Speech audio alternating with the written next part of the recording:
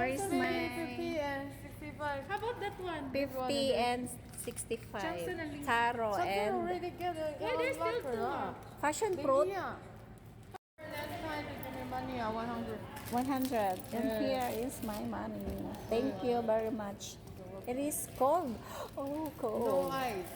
No ice, only cold. No ice. Ah, yes. Passion fruit ma. Yeah, Python food, no ice. Ang taro. Okay, thank you, sachet.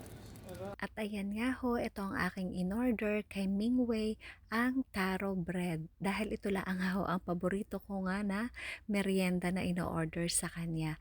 At bumili na rin nga ho ako ng passion fruit juice. Ayan, kain na po tayo mga katiya. Saluhan niyo po ako sa aking merienda. Alam niyo ga ho na kapag nga ganitong morning shift ako, saka lang ho ako nagme-merienda kapag nga ganitong break time ng hapon. Ay paano nga ho, kapag panggabi naman ako, ay madaling araw ang break time, ay hindi naman ho ako masyadong nagugutom. At ang ginagawa ko na nga lang ho, ay natutulog. Gawa nga ho ng inaantok naman nga ho ako.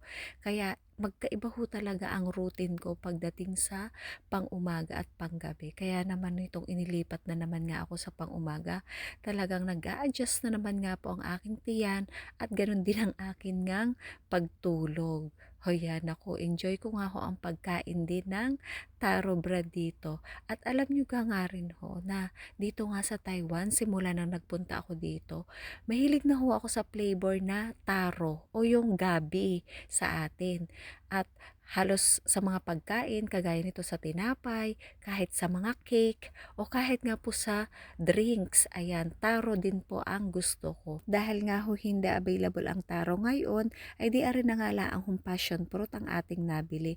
Mas gusto ko pa naman yung taro dahil fresh milk, tapos hot nga ho siya. Tamang-tama nga sa malamig na panahon. Abay, 12 degree nga ho ngayon din eh. Talaga namang ako ho ay kinikilig na sa lamig. Abay, parang sa kanya lang, kinikilig nga ako sa kanya kapag nakikita ko siya.